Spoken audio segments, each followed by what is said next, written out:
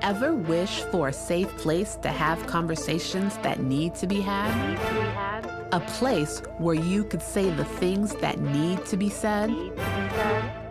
Well, welcome to Hope for Med. This is Hope for Med, new day for Med, for us, by us, and just for us. This is Hope for Med, this is Hope for Med, new day for Med, for us, by us, and just for us. This is Hope for Med. All right, everybody, welcome back to Hope for Med. This is Dr. JB, and today we have a very special guest. Her name is Karrie Brazaski. She is a nurse. Karrie, go ahead and introduce yourself to my listener. Well, thank you for having me here. Yeah, I am a nurse now of 30 years. I'm also the founder of Helping Healthcare Heroes, which is a nonprofit where we are working at making sure that we have tools and resources for health professionals so that they do not burn out. And also the founder of Redwood Executive Coaching, where I help organizations retain their key talent. Excellent. So, Karrie, walk me through what made you decide to become a nurse in the first place. Well, I am one of those that actually always wanted to be a nurse. As a little kid, I would play with my dolls and all the stuffed animals. And it was funny because I always put casts and tape and everything on them.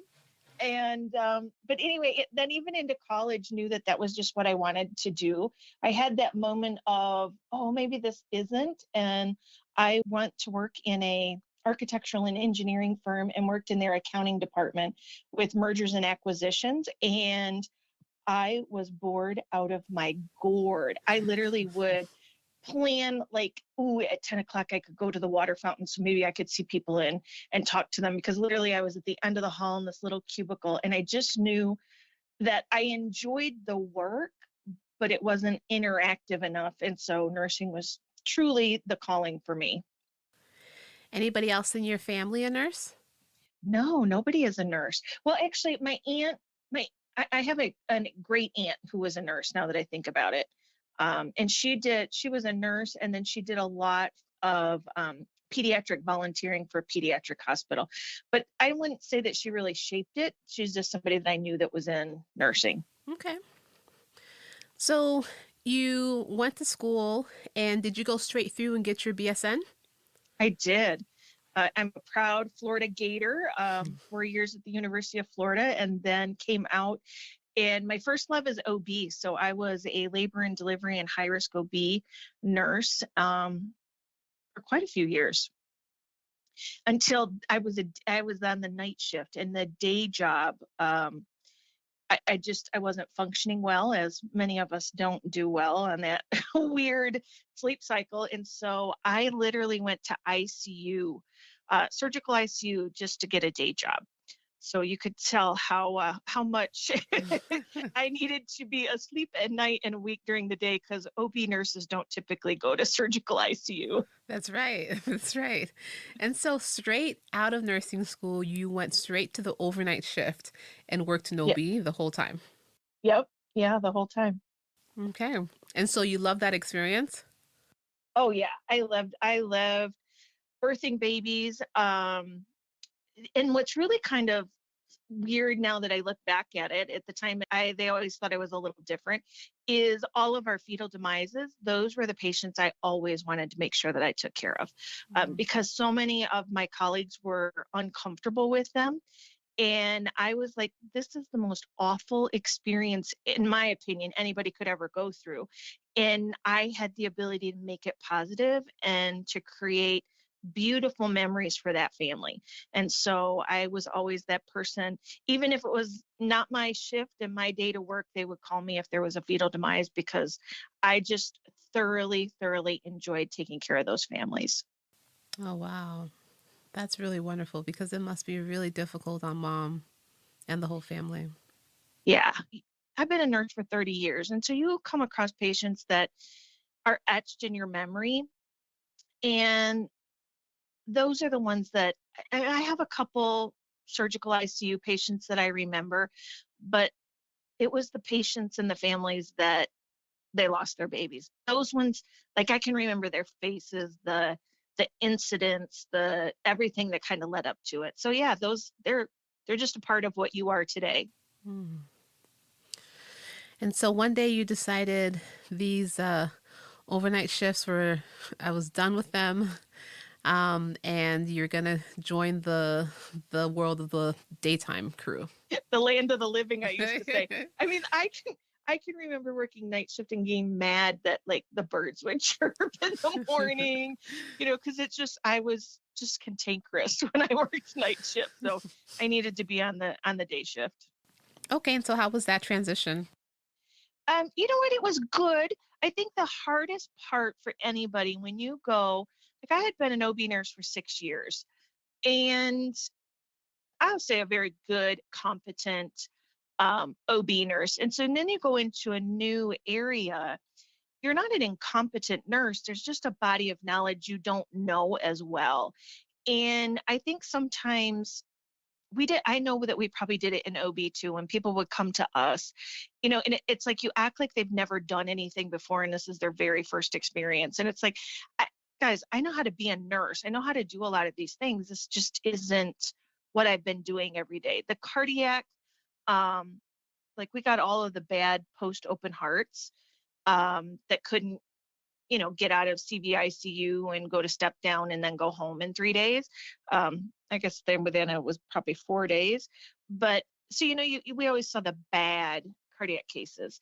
And so it was just a difference. And I think that we need to remember that as we change, you have to learn new things, but it doesn't mean that you're totally incompetent. It just means I'm not competent in this area.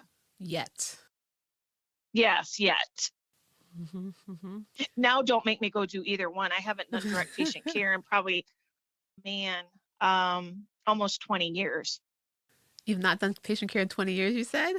18, 19 years, yeah, since I've done like consistent direct patient care. Because when I went to surgical ICU, I had a severe latex allergy and I had an anaphylactic reaction at a patient's bedside. And so it took me out of bedside nursing. That was back when everything was powdered latex gloves, and like you could walk down and you'd see everyone's scrubs just white from all the powder.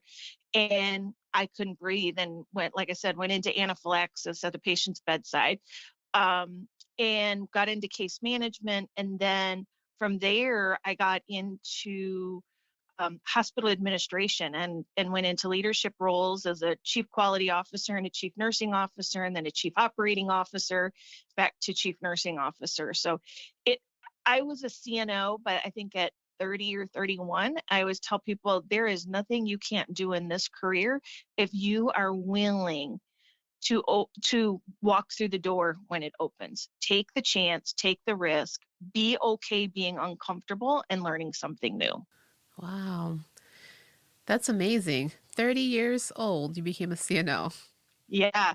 Yeah. In an extremely dysfunctional hospital too. It was when I actually went as the chief quality officer, and then she retired and we were looking for, I want to say 4 or 5 months, we were looking for somebody, and the staff came and said, why do we not just promote what we have? Mm. And so the nursing directors kind of rallied together, and then they offered me the position, and I guess the rest is history. I loved leadership roles. I love being able to make a bigger difference and remember that the role of administration, and this is what saddens my heart when I hear people, and even when I talk to some colleagues, the role of administration in my mind is to remove the barriers so people can give better, easier care. Our job is to make sure that the funds are there so that if we need new technology or we need new things, but ultimately it's there to support the people who are taking care of the patients. And I think so many times we lose that, or we have administration that is so disconnected from the care that's given that it just I don't even have words really to articulate it. But that's probably one of my saddest things that I see in our profession is that I loved healthcare. I still love healthcare. I think it's extremely broken. I think it's not supportive of the people who are providing care. There's some mixed, what shall we say, incentives, and there's a lot of misalignment. And you've got a lot of competing forces trying to practice within the same building. And so if everybody focused on the patient, that's why everybody is there, but we forget about what the central tenet of hospital healthcare is. When you mentioned that sometimes there's a disconnect between administration and the bedside, why do you think that is? What happens? Well, at the sake of irritating some of my former colleagues, you have a lot of people at the top who've never done anything in a hospital. I mean, they know and they've seen care, but they don't know what it's like. They don't know what it's like to make a choice of helping this patient get to the bathroom or helping that patient puke. I Hmm. mean, in the simplest terms. I mean, those are pretty benign things, but those are choices people have to make Every day. many times. Yeah, Yeah. and it's like, okay, here I'll be back, or making the choice of, do I go in and I give that patient a bath, or do I go over here and make sure this patient has a heartbeat? Now that's a pretty simple one in our minds. We're always going to go help the heartbeat, but that means that somebody didn't get the bath that they may have needed. And those are, when we talk about the moral injury that's going on in our profession, it's those types of things. It's not like I didn't do something and a patient died. I mean, whenever anybody dies, it's always the what should I have done? What could I have done? What should I have done different? I mean, we would if it to death, even though no matter what we would have done, the outcome was going to be the same. Those are hard. But when we have to make the decisions of what it are kind of the human decency, or I have to make a decision, how long do I sit here with this patient and hold their hand? Because they're really scared. Their family's not here. And COVID has brought on this whole new thing for um, health caregivers that it's mind boggling to be able to give care with no family at the bedside. Now, for all of your listeners that are in healthcare, we know that some families are like the death of us. We cringe. We just are like, oh, okay, I can't take this family today. Can you take care of this patient? We have those. But at the base of it, they're all doing it because they truly love that patient. Hmm. But then we also have those families that we love because they're there. You've got a tray that comes in and they're like, oh, I can help them get set up. I can wash them up.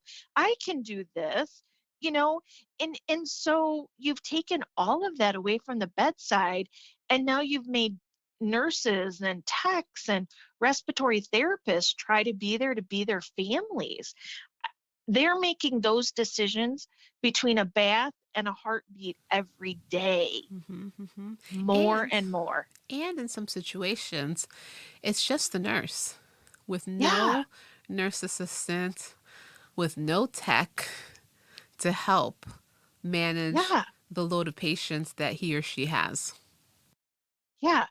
I think one of the worst things that we did I want to say it was in the 90s, and it was when we went to this primary nursing model. Maybe it was even, I don't know, maybe a little earlier than that. But anyway, I was a new nurse where everything had to be primary nursing. And so I, as the nurse, became responsible for everything. We got rid of all of the team nursing, and the nurse ended up taking care of being responsible for less numbers of patients, but she became totally responsible for all of the care. Mm. And I think that that really hurt the way in which nurses functioned, because now we're like, oh yeah, we're a team, we're a team. Well, you're a team with no members. You're going to play a basketball game with two people versus, the five that you're supposed to have. And so I think that that has been a huge detriment, to I will say, to our overall well-being, Mm-hmm. as well as satisfaction in the job. Mm-hmm. Yeah, because in my day to day, right, I work as an emergency medicine physician. I work very closely with my nurses. And, that is definitely something that I hear is, they're tired, they're working hard, um, and they feel like they don't have the support. And so I wonder what was the impetus for that change from I guess, the team model to this new model. If I recall back, it was a lot of academia where it was like the nurse was going to be, and it was this elevation of the primary nurse in elevating the practice. I don't think it had the intended consequence. And, it's funny because I haven't really thought about that till we were just talking here. It, it'd be interesting to go back and kind of look at what was that evolution, because, now you've got one or two techs for an entire floor. Yep. I mean, at a 20-bed ER, and you're lucky to have a tech, maybe two. There's no way that there's enough um, bandwidth to continually sustain that. Yep. And that, to me, is one of the reasons why nurses and health professionals get so burnt out. And one of the reasons that I believe that the industry has as high a rate of PTSD as it does, we don't allow people the time to process the care and the lives that they lost. Because when a patient dies, think about it. So a patient dies in ICU. This is what an ICU nurse gets. Oh, your patient died? Oh, okay. Can we send the family back? Oh, okay. Uh-huh. Okay. So is the patient in the morgue? Did you call OMI? Is the family gone? Oh, is your room clean? Oh, you can take the next. Oh, ears on the phone. I mean, that's what she gets. That's Yeah. that way. And it does not even, it's much different, not much different in the ER, other Yep. than you've got an ambulance now, or here's the next thing. We don't allow people the time to just take a breath, Yeah. to process it. And over time, you and I talked about this beforehand. Nursing healthcare, it's, death by a million paper cuts, and those paper cuts are on your heart. And that's one of those times. It's just like another paper cut, just another one, until, like, I can't take anymore. Mm-hmm. So going back to your personal story, what was those paper cuts that made you decide, you know what, I need to transition out? Um, I think that there were so many paper cuts that my health was now in the toilet. I had had 2 cancer scares. And I was becoming extremely disconnected from my own family.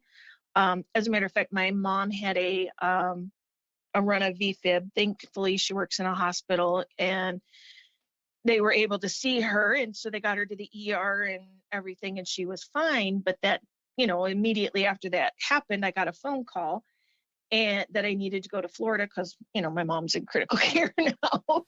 Had just had a bad cardiac event. And so my husband is driving me to the airport, and a day before, I had been to the physician who was telling me that my results from my thyroid were probably cancer, and, everything that we were going to do. But they wanted to do one more test. And so literally on my way to the airport, I look at my husband and I say, oh, by the way, I talked to the doctor yesterday and I may have cancer, but don't worry about it. You know what? We'll figure it out when I get home. And I dropped that bomb Wow. on him like that. And that's when I was like, oh my God, you're losing it. Like, Wow. that is not how you tell someone that you love. Oh, by the way. Yeah. you know, it's at gate 4, kind of thing while he's dropping me off at the airport. And so it was that I had, I was at a point where the company that I was working for wanted me to move my family and go, as they quote, fix another hospital that was in preliminary denial of accreditation by Joint Commission. And I had done that previously in another facility, gone from preliminary denial of accreditation to actually a perfect score, not even a recommendation. So they knew that I could go and help and do it, but it was like, I don't want to do it anymore. And I got to the point where I would go on vacation. I literally would pick locations that had extremely bad cell service because it was the only way that I could disconnect. We went on a trip, I think it was around Thanksgiving, right before I quit. And we went to St. Martin because the hotel that we had quote unquote spotty internet. Literally, that was how I picked the destination. Yeah. Because you just couldn't get a break. You couldn't, it was just getting to be too much. And I had no work-life balance. I worked for an organization that literally myself or the CEO had to be in town at all times. And you couldn't be more than 20 minutes away from the hospital. Well, I live 90 minutes from the nearest Costco. So I felt like I was really kind of hamstrung in a town with very little to do. I couldn't go hiking because, the other person was out of town more than I chose. He had family drivable. Mine was all across country, so you'd have to fly to them. So I got stuck, and I got to the point where I loved my job. I loved my work. I loved the work that I got to do, but I was resenting my job. And the more and more I talk to people, that's what they get that. You love being a doctor, you love being a nurse, but you're resenting your job because we all go to work in exchange for money. Let's not, we can say whatever we want. It's calling to this, it's a that. But bottom line, we go in exchange for the money. We exchange our genius and our hours for money. When that gets to be a point where it doesn't feel like it's a fair exchange anymore, is when the resentment starts to get very high. And so it's, that was kind of the last straw, and was really for me the, hey, can you go move? And I was like, no, not no, but hell no, I'm not doing it. Mm-hmm. And I don't want to do it.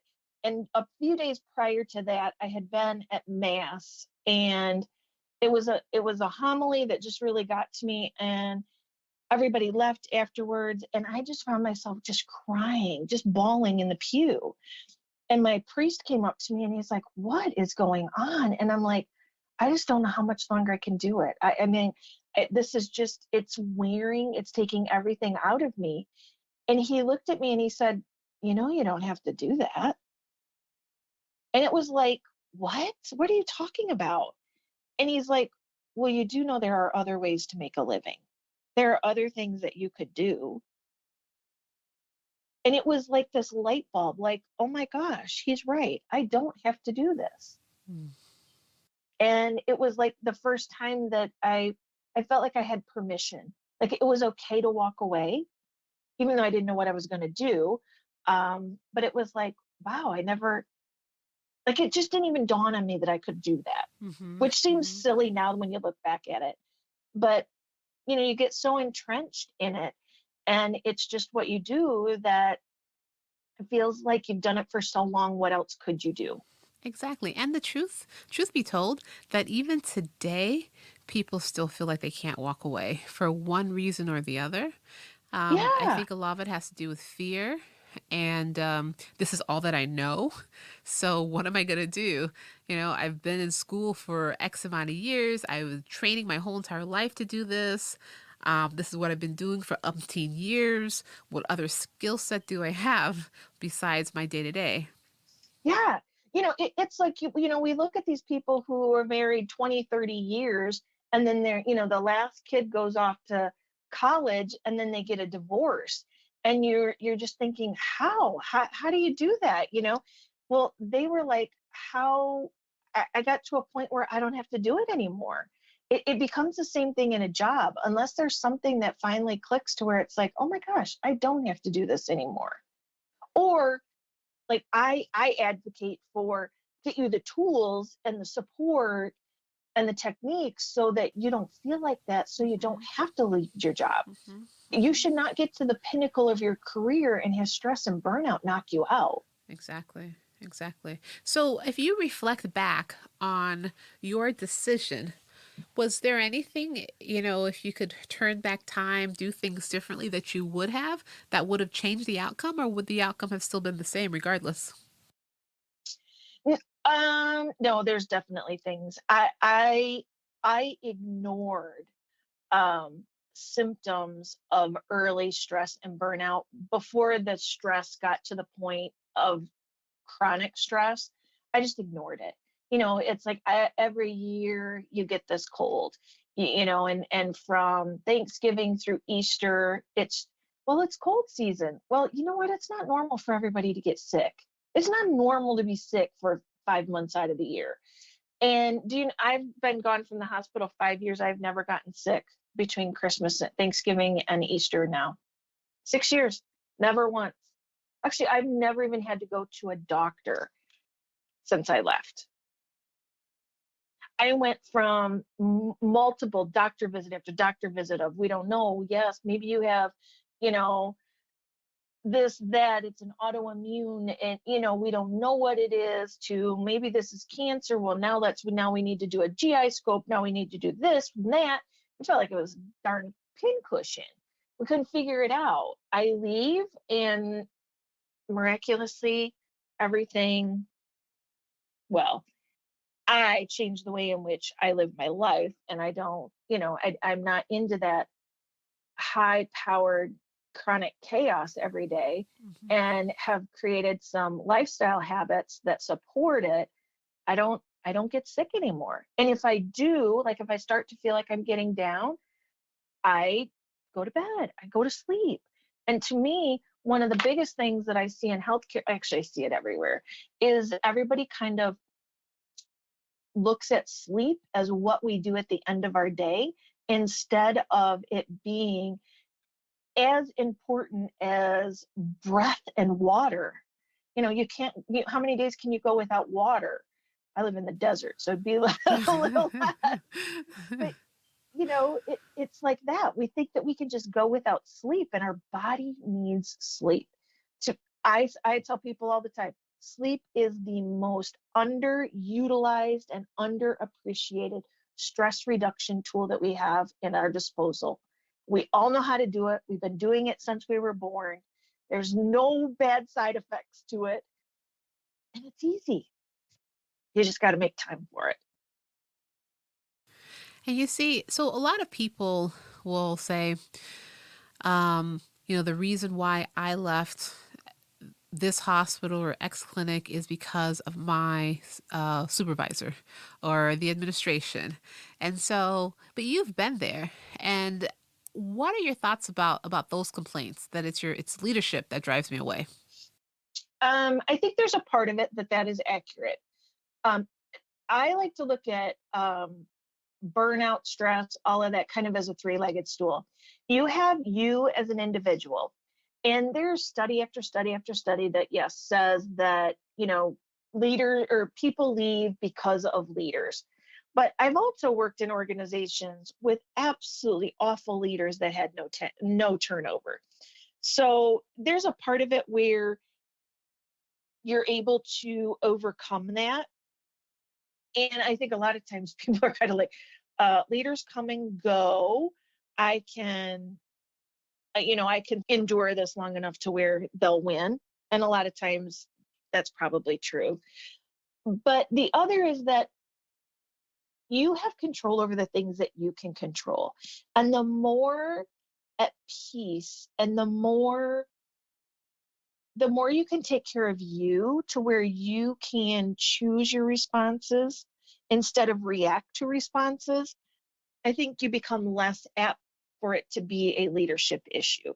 Now, don't get me wrong, there are some just terrible leaders. I mean, there's bad, you know, there's bad card. Just go drive out one day. You'll be like, oh my gosh, drivers are terrible.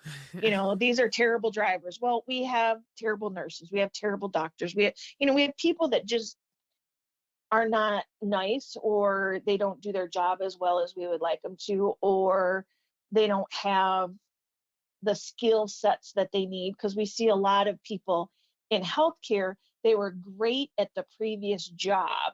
They were great on the bench, they were great at the bedside, and then they get promoted to leadership.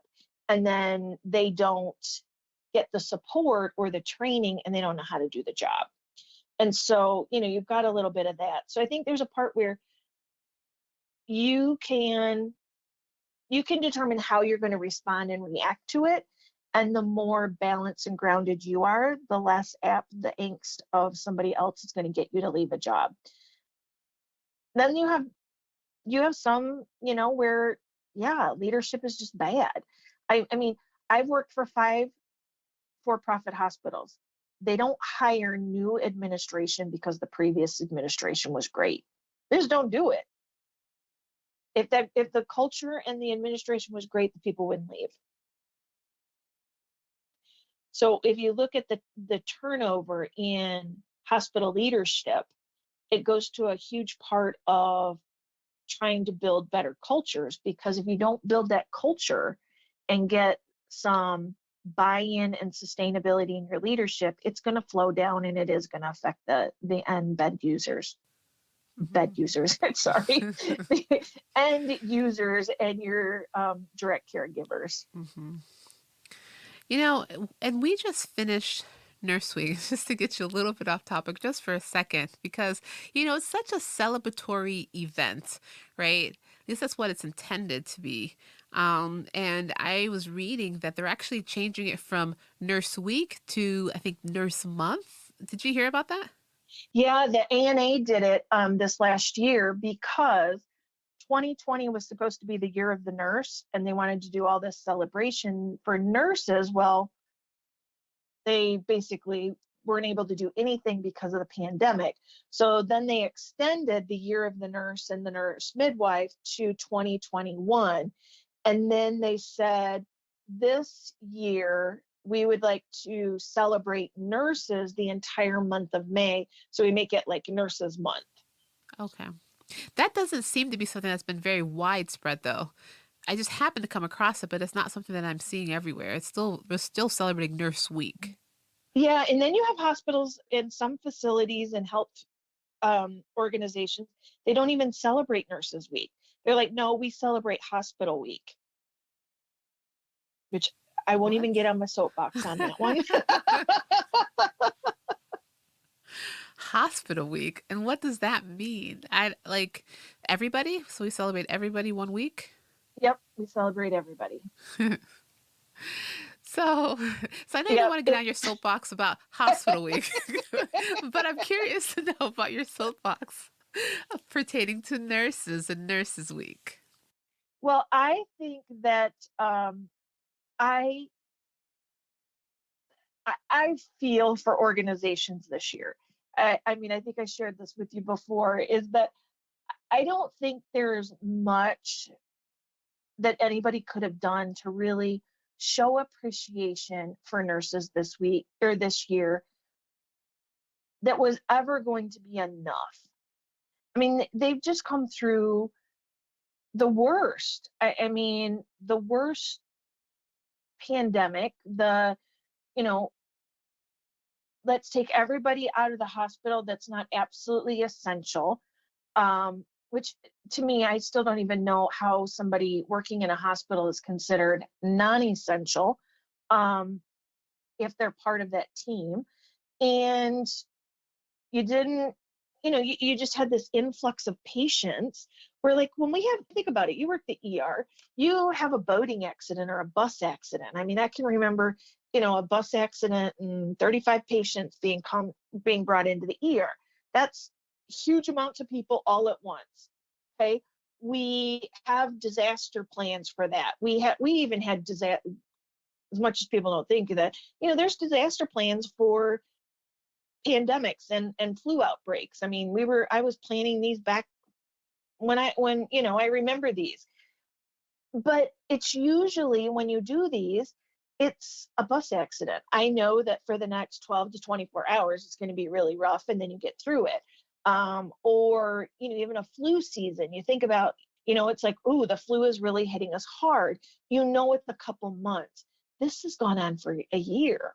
I mean, there was like no end in sight. And so I think that unrelenting, I don't know how you could really recognize nurses this year to where it would not feel hollow. Mm. So I feel for people who tried to do it. I mean, I saw some people who did it horrendously poor of some of the things that they did. But then I did see some people who tried to do it well, getting nurses scrub jackets or, new scrubs, those types of things, just as a token of appreciation. I love the Daisy Foundation. I've instituted Daisy Foundation in every organization that I've done. And one of the things I used to love about Nurses Week is that are you familiar with the Daisy Foundation? No, I'm not. Oh my gosh. So if any of your listeners are in a hospital, the Daisy Foundation is the easiest, most touching way to recognize nurses. It's extremely, I won't say cheap because I don't want it, but it's extremely affordable for organizations to do. You can do it essentially with a couple $100 budget, and you can really create an amazing recognition for your nurses. And basically they're not nominated by their peers and physicians and patients. And you do a monthly or quarterly celebration depending on how big your organization is. And the Daisy Foundation gives you everything. You just roll it. It's all very turnkey. So it's amazing. So anybody out there, the Daisy Foundation. Well, we did this as our nursing recognition program.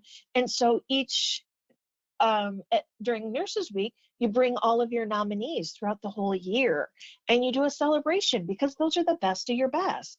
And then you have, either 4 if you do it quarterly or 12 if you do it monthly, amazing nurses that you get to spotlight. And that's the kind of appreciation that really makes a difference to a nurse. Telling stories of what their patients shared about the way that they touched them. Those types of things versus a trinket or a coffee and somebody, I don't drink coffee, I drink tea. You can't win on those things. Yeah.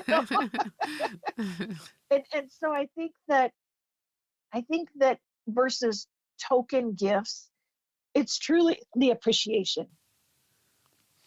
So that's kind of my Nurses Week. And I've seen some others that did, like they did meditation, they did some yoga, they gave nurses tools that really can help them. And then you have the whole, well, I don't have time. That's a whole nother story. But, it's at least people trying to give appreciation for what they've done. You think about it, think about a bad incident that you've taken care of in the ER, and a patient comes back and they send you a card or cookies. The card and cookie, and there's no way that can signify the amazing gratitude that they have because you saved their lives, but they don't know what else to do. But the card, like the cookies are a nice token, but it's the card. It's the fact that they remembered. Exactly. That's the kind of stuff that people love. Exactly. It's truly the little things. But it can't be a generic. It can't be a generic card that everybody gets. Correct. It has to be more personalized. With your individual name, with something specific for you. But how do they even know how to do that if they don't even take the time out to get to know you? Well, and that's where I think leaders need to do a better job. You need to be able to know, and this is another thing that I think is part of the broken system, is we have too much span of control when it comes to leadership. A nurse on a typical floor will have anywhere from nursing leader will have anywhere from 50 to 150 people that are in her unit, depending on the size of her unit. How do you adequately lead and manage that many people and expect that she's going to, or he is going to know them? Like, how many employees do you have in your ER? Think about that. And you probably have one nursing leader who's expected to do everything for all those people. That's Then true. you have an accounting department. And how many people does that leader have? It's the disconnect, that where it's, I understand that, obviously hospitals need to make money. Just like, we expect a paycheck because we go to work. But I sometimes look at the amount of money that we spend in turnover. If we brought in a couple additional leaders, could we stem some of that turnover? Could we have people feeling like they really make a difference and be able to really attend to their needs from an employee standpoint? I mean, there's so much money that we spend in turnover. Well, what if we actually could curb some of that? And it's just like, you hear it with, it's like, you got rid of my $12 tech and now I have to do it, or we hire another nurse. Well, I can hire three or four techs for what you pay a nurse. So why not bring in some of this ancillary so that you can keep those nurses? Yeah, exactly. And that's what I'm hearing from the nurses that I know is just they just keep taking things away from us and still expect us to be able to do everything, and they just keep adding on to our tasks, but be able to be in four places or however many places at once. Yeah, it's hard. And the thing is, I can see it from both sides. I mean, I've lived both sides, and there has to be a happy medium. I mean, it's not always going to be perfect. But if you could get it right 75, 80% of the time, I think people would be pretty happy. I think it's about, as a leader, because I've also been a leader and been a director of the emergency department, but I think that it's about that transparency. It's about feeling like you're listened to and heard, and that the leadership is taking strides to address your pain points. Hmm. And that you're consistent. This is what used to infuriate me is, let's not let, and I'll just pick on them because we all do, supplies, supply management, don't hold me accountable for these things as an ER, but then not hold these people accountable for their part. That's what really frustrates people. When you take away their support, or you take away the processes that are there and you make them responsible for something that was totally someone else's job, and you don't hold these people accountable. For example, this was probably one of the worst things that our hospital did, was that we were in a budget. We weren't making budget. We weren't making budget. We were making money. There's a difference. We weren't in the, getting ready to shut the doors or anything. But in this budget constraint, all of the floors will be responsible for emptying their own trash. Sounds like, okay, I can take out my own trash. Okay, but really, do I want? And some of it is not even the money of it. It's like, look at the optics. You just had a nurse come in, and let's say you just sutured something and on this person, and you needed a sterile field, or you put in central lines, whatever it is, and they did all of that, and they were very technical, very in the moment. And yes, we as nurses, we get done and we clean it up, but then the next thing we do, we roll in a mop and we start mopping the floor. while we're looking at a monitor and we're taking the trash out. How much comfort does that patient now have, the family now have, that I just did a good sterile procedure, and the nurse who did that is now the nurse cleaning the floor? Well, that's what's happening now in some hospital I settings, know. It's right? terrible. I mean, the nurses, so they lost their techs. There's no NAs.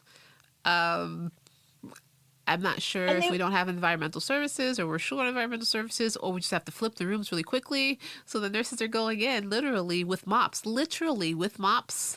and cleaning supplies and wiping everything down so that they can flip this room and be ready for the next patient. and you wonder why. I mean, really, if we think about it, pull back a little bit, and we wonder why people are paying $50 to $100 an hour to get travel nurses to come in. Because your current nurses are saying, why? I have this. I mean, would we ever, I mean, think about it. Would we ever tell a physician, you can clean your own room? That's so comical. Um, Please don't tell me you didn't. no, no, no, no, no, no, no. I mean, I clean up my mess You clean up after your I put in mess. the central line. I'll get rid of my sharps and throw myself away. But I have never been asked to clean a room. Yeah. Could you imagine if they told you? I mean, that's what it's like to a nurse who's been working with techs, and it's not to say anybody is beneath cleaning a room. That's not the point. I can't have a tech help put in a central line. I might in the ER. I can't in the ICU typically, you know. Um, but I can't take somebody who's not trained to titrate the drip. Yeah. I can't take somebody who has never been in this situation and, oh my gosh, now we're going to deliver a baby in the ER. They can help, they can help be ancillary, but when you need the things and be able to anticipate what's going to go on next. And so it's like, why do we do this? Hmm. It's very counterintuitive to what we need long term. And we say that we have a staffing shortage. Part of it is that we're creating it. Mm. Well, because when you add all these things on, right? So now the nurse has how many rooms? I guess it depends on where you're working. But we'll Yeah. say an average of four. Four rooms that they're responsible, or four patients they're responsible for. These patients need to be dressed in a gown. They need their IVs. They need to be connected to the monitor. They need to go to the restroom sometimes. Sometimes they need a bedpan. And there's Sometimes they need never a toilet assistance. in an ER room. So just a walk to the toilet. Do you think about that? Just taking a patient to a toilet is at least a 10-minute endeavor, minimum, because it's never in the room. So you got to walk them down there. You got to get them ready. You got to walk them, or you got to put them in a wheelchair. Then you got to get them there. And then you got to get them on the toilet. And then you got to wait. And then you got to get them back. I mean, you think about that's just an everyday thing. Hmm. We pump fluids, people are going to pee. It's just like, this is what we want, but That's true. That's true. And then you don't have just one of those patients, right? If that was the only patient you had, if you only had one room at a time, okay, fine. But you don't. You have more than one room at a time. And so, with that being said, those are tasks that you're doing already, but then we haven't even talked about your documentation. or labs short today, so now you guys can draw your own labs. Well, in the emergency department, they draw their own labs all the time, right? And then, you talked about supplies, and there's always a problem with labs too, and things getting hemolyzed, and then there's have to redraw it again and again. So, yeah, the struggle is definitely real. Yeah. And so I think there are things that, at an organizational level you can do. The other is, you'd be amazed, or I was amazed when I started really asking people what they need and want, the people who are close to the job know how to get it done. I mean, they know how to fix the problem. And I think too many times we're afraid to ask because we think they're just going to say more people and we need more money. It's usually not the case. They're willing to do whatever needs to get done with what they have if you give them the other things that they need. Like if I always know that when I go to the supply closet, it's going to be well stocked and I don't have to be the one to do that because materials management is on it and they know how important it is when I go in there to have my stock. Or, you know, you've got, it's like we have a team and we always talk about the team, but we don't always hold everybody on the team to the same level of standard. Mm-hmm. And when they don't do their job, who's responsible for it? You know, who's going to come pick up the slack? Unfortunately, it's typically the nurse because she or he is the last one in the line and the patient needs it right now. Yeah, that's true. And the doctor's being like, why hasn't my patient gotten this? Yeah. Yeah. And you know, it's like, you know, if I have to make one more phone call to get one more thing to happen here, I'm going to scream. And then you hear, well, all they do is sit there on the phone all day. And I was like, oh, wow, okay. But that's why if we can build, I would never say, I think I was telling you about this, you know, I say building personal and professional resilience is part of what we do with Helping Healthcare Heroes. But I hate it because to me, nurses and medical professionals, they're very resilient. Yes. But it's giving them more tools. And I think that when they stop taking care of themselves, like you think about that new GN who comes on, that just so bubbly, they're so excited. You know, they come and they've just got pep in their step to where they almost like wear you out because they're so excited. Uh-huh. And we lose that along the way. Yeah. And I think we lose it. Part of it is, you know, the reality of what you're doing kind of sets in. But the other is that those things that as a new nurse or a new tech, you new into it, that excitement, you were still taking care of yourself. Like you didn't stop eating. You didn't stop working out. You still had a life. And we have to remember to have that work-life balance and those things that fill us back up. We can't stop doing them. Like I ask people, what brings you such joy? Think about it. You know, what brings you joy? When was the last time you actually did it? Mm-hmm. And bringing back joyful things and laughter into your day, making sleep a priority, trying to, you know, just have that mental disconnect from the job because it can be very all consuming.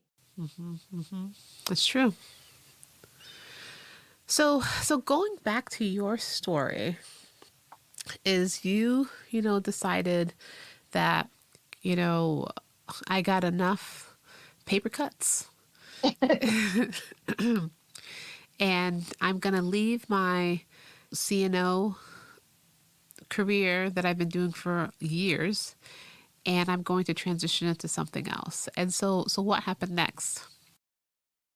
Well, I was so severely burnout and sick that I thought that I was just going to take a couple months off and just travel and reconnect with my husband and my son. And so I left the hospital at the end of April, beginning of May. So in September, I thought, oh, you know, I'll go find another job. And every time I would go to look for a job, I would physically get sick, like literally get sick. And I was like, oh my gosh, I got to find something else. And so I started talking to my husband and I kind of went on this whole holistic journey and went and got some holistic nutrition education, got myself to where I finally was able to wake up in the morning and feel rested, not like I wanted to crawl back into bed because I was so tired, and started my own business. And I thought, you know what? I want to make sure that no one else has to feel this, that they don't have to leave their career because there's no support and no tools. And the higher that you raise in an organization, the lonelier it is. And I know people think that, oh, you're in administration, you have all kinds of support. I would say you have almost zero support. There's very few people that you can talk to. You're paid to make everything look great. I mean, you are paid for the ultimate house of cards, that everything in your hospital is supposed to look perfect. Your life is supposed to look perfect. You're on display all of the time. And so, you got to, for me, I was like, I'm not going to be a house of cards anymore.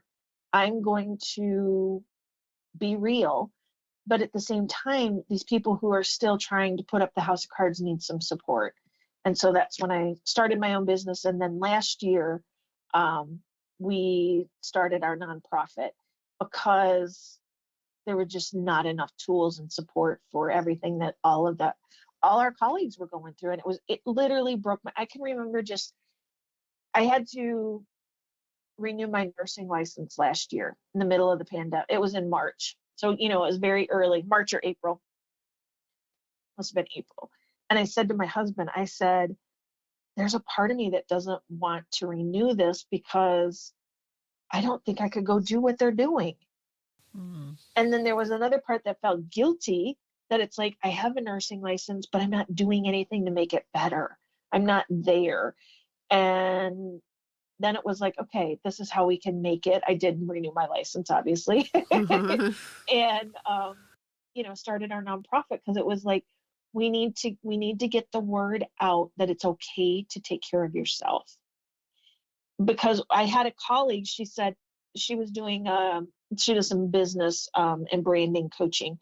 And she said, I want to donate a portion of my profits to a nonprofit. And I hear you talk about nurses and well-being, and I have some friends that are physicians. Will you tell me what charities should I do that are really, another nurse friend of mine and a nurse practitioner friend, we looked for a week and a half. There were no nonprofits that were addressing the mental well-being and the trauma and drama that goes on in healthcare. It was get people PPE, get food, but there was nobody, there was nothing there for them. And there was nothing that was related to the people providing the care.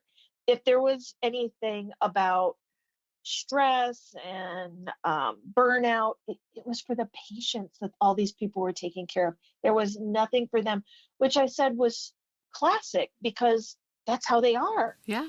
We're not about taking care of ourselves. We're all about Nope. taking care of the patient. We're in the back burner. So why would I think that there would be that this would be any different?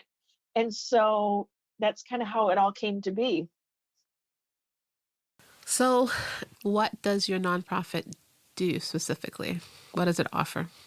So we offer classes on how to leave the trauma and drama of health profession at work so that you don't have to, as I say, go home and be that puddle or cry yourself to sleep or cry all the way home, that you have a mechanism to take 2 or 3 minutes after a patient dies and process it. Can't take long because I know, between you call to OMI and the call for the next patient coming in is very short. And then we also give support around different tools that people can use, meditation, yoga, mindfulness. And then we have a 6-week program that we're actually getting ready to launch in June, where it's different techniques. Because I say, nurses, physicians, health professionals, they're extremely resilient. You can't do the job if you weren't resilient. But the tools that you have only work until the tools don't work anymore. And so it's learning new tools. What worked before to get you through the stressful things might not work anymore. And so we need to have a whole arsenal of tools to help us maintain our well-being. As I say, the builder doesn't go to build a house with just a hammer. So thinking that you have one stress reduction tool, maybe it's working out, maybe, whatever it is, you got to have more than that, because you can't build a whole house with just a hammer. And so it's really making sure that we're providing tools and resources so that they don't feel like they have to leave their jobs. Mm-hmm. Mm-hmm. So do you feel like if these tools and resources that you're providing right now through your non-for-profit, if they were available to you, would you have continued or would you still have left? No, I think I would have stayed. I really believe I would have stayed. I think I would have moved one more time. I don't think the last place I was at was the last, like, it wasn't my retirement job, not that, like, to take me to retirement. But yeah, I think I would have, because I loved it. It tore my soul to walk away. I mean, it still makes me, because when you get to that point, you feel like an absolute failure. You spend all of this time in a profession that you've trained for, and that you're constantly, medicine, medications, health. I mean, it's always evolving. And so you're always getting additional information. And I will tell you, when I left, I felt like a failure as a wife, as a mom. I felt like I was leaving my profession down. You feel like a total failure. So yeah, if I had the tools, I'd have stayed. So you're saying you felt like you were a failure because you chose to take care of yourself? Yeah. Isn't that ridiculous how the Yeah. profession, because you're not the only one who feels this way, right? You're not the only one who feels this way. How a profession that was created to take care of people, when somebody in the profession decides, you know what, I want to take care of myself, my well-being, my mental wellness, then somehow they're made to feel like they're a failure? Yeah. You know? I was, because, and at the time, it was like I wasn't strong enough. A question for I you. wasn't strong. Question Yeah. for you. Uh-huh. Did any of your nurse colleagues make you feel this way? No. Where did you get this? Well, think about when you're the CNO, you're not surrounded by nursing colleagues. Exactly. No, I asked that question because it's a loaded question. Because I mean, literally, I always say it was a suck it up buttercup. Not yeah, just suck it up buttercup. Oh, suck it up, and oh, by the way, go home and put your house on the market and move. yeah, exactly. No, but I said that because, you will find that those of us who are living this experience completely understand why one may choose not to do this anymore, right? Yeah. Oh, yeah. It's Do you those know? who are not Yes. in the health sphere that tend to be the most judgmental about our decisions to save ourselves. Oh, yeah. My family thought it was crazy, and I'm the major breadwinner in my family. I mean, my husband was a stay-at-home dad because, hell, if he worked too, we'd have not. Who knows who'd have raised my kid? Because and my family thought it was crazy, and I just was like, and I can remember just thinking, I just want to sleep. I want to feel normal. And you feel like you're letting it down. I felt like I was letting the staff that I was leaving, letting them down. But I look back over my 16 years in hospital administration, none of the CNOs that I was closest to in those 16 years are still CNOs. None of them. And none have retired like at the age, like, you're in your 60s now, you should retire. I mean, they were like, I'm retiring in my 50s because I'm not doing this anymore. Yeah. This field definitely will cause early retirement. This is a noble profession, but it's challenging. Not feeling like you have the support that you need to really be able to effectively do your job just makes it even more challenging and more trying.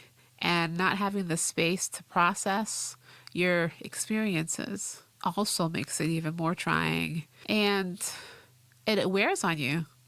And this has been the status quo before COVID, right? Because you were doing this job well before COVID. Oh yeah, I left the hospital 5-6 years ago. Right? Before COVID was even a thought. Yeah. This was the reality. And then now we're in COVID. Right? So we entered into COVID with what we've been talking about today. Oh yeah. I mean, prior to COVID, the rates are like 40 to 45% feeling of burnout between nurses and physicians. Before COVID, I can't even imagine what it is now. Exponentially higher. And I don't see exponential support. I mean, I keep hoping that there's organizations out there that are trying to support. I'm not seeing it as much as I think that we should be. The other is there's a fine line between the organization offering the support and then mandating the support. So it's kind of like Nurses Week. You can do it well, but if you don't message it right, you will just step in it, and it will be worse than if you had done nothing. Because if a nurse feels like, or a physician feels like you are telling them that they are so stressed, because think about it. You come in and you're telling you're so stressed and this is a stressful environment, and so you must go do X, Y, Z. Yes. Just add it on. Yeah, just add it on. Versus, you know what, I'm concerned. And so, you know what, here are some things that we want to do to make sure that we take care of everybody. And, the first thing that we're going to do is, well, make sure we have adequate staffing. But it's okay. I tell people it's okay to say no. It's okay to not answer the phone.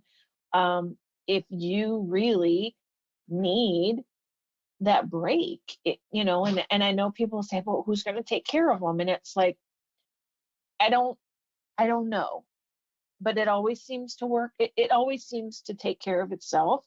That's probably kind of a Pollyanna answer, but you have to be okay to say no. You have to be okay to say that I'm important, and for my mental well-being, no, I can't work that 5th, 6th, 7th shift, whatever it is. And then there'll be other times where you'll be like, you know what? I'm it's such a good spot right now. Yes, I can do it. So you know what, Mary, you can go take a break right now.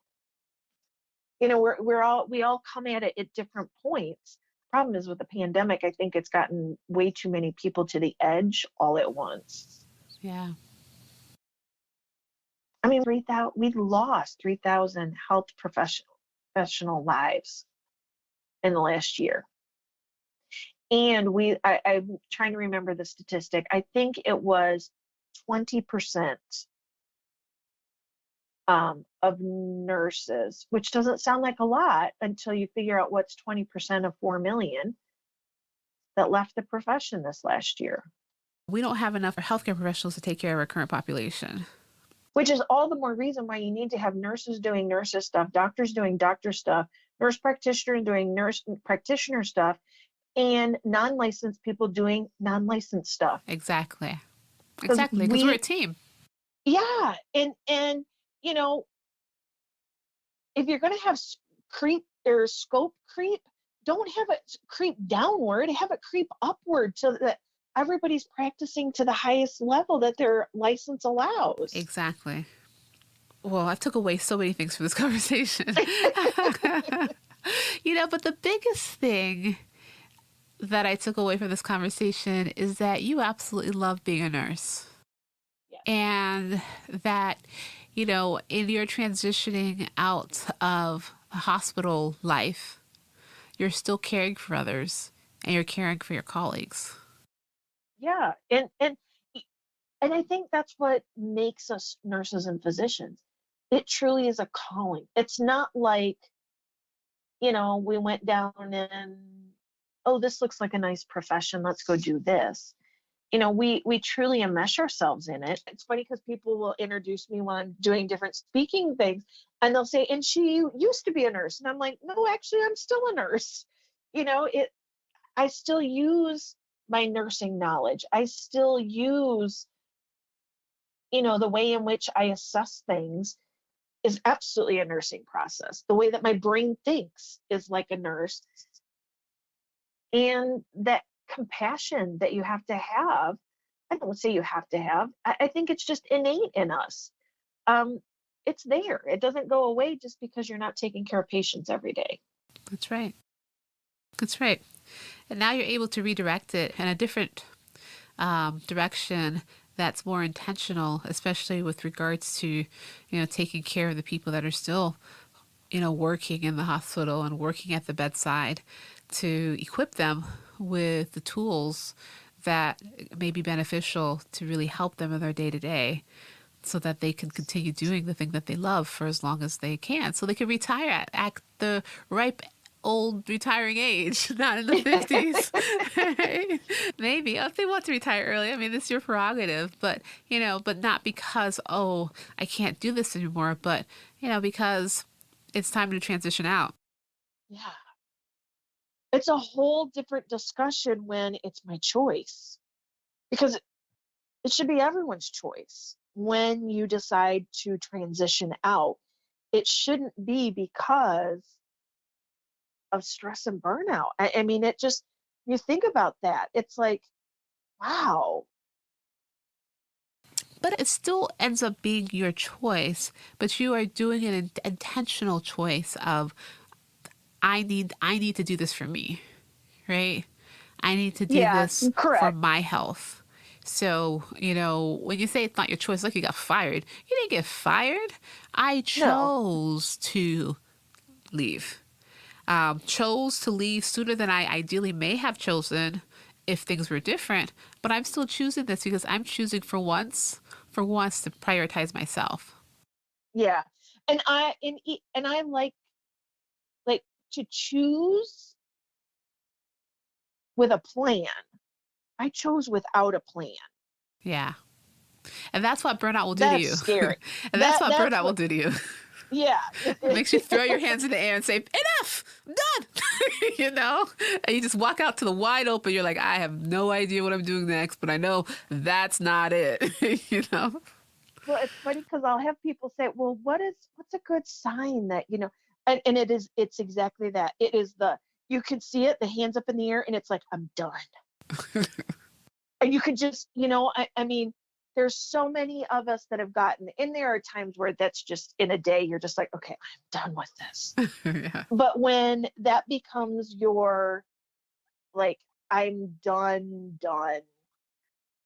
no theatrics, literally, I'm done. And the other is when you become so frustrated and jaded about everything. Yeah. Like the things I like to tell people, think about, we talked about that new GN who's all bubbly and excited. Um, but what was it that you loved? What drove you? What gave you the passion and the desire to join these professions? Think about what that was. And then like if like it's hard to find in today, then you're inching closer and closer to burnout, because you still should be able to still see it, still see that excitement. And you may not have it to that extent. It's kind of like the love of a marriage. You go through a cycle where the infatuation and you can't get enough of, and then it kind of it matures and it goes. I think your job does the same thing, but you still should be able to see. I've been married for 23 years. I can tell you exactly why I love that man. I can see it every day. If you can't see it in your job, then you're inking closer and closer to burnout, and you're getting further and further away from why you love what you do. So, Karrie, thank you so much for your time and taking out a piece of your day to spend it here on the Hope for Med podcast and speaking with my listener. If my listener wanted to get in touch with you or find out more about your work, how can they reach you? It's very simple. If you're on LinkedIn, it's my name, Karrie Brazaski. Private message me. I'm also on Facebook at the same. Or you can go to our website, helpinghealthcareheroes.org, and there is a way that you can reach out, message us, and get involved that way.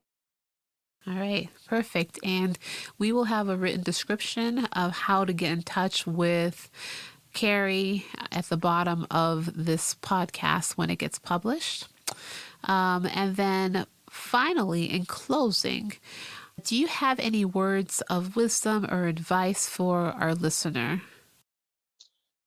I think the number one would be make yourself a priority and don't feel guilty about it.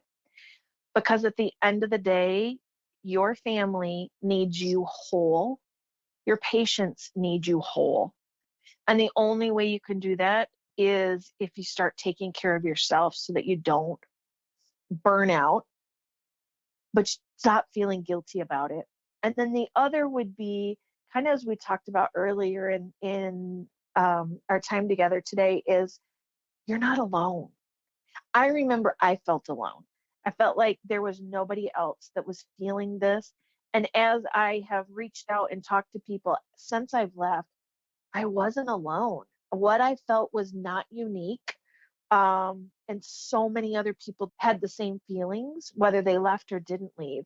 And so reach out to your colleagues, reach out, to other people, because chances are you are not the only one feeling that way.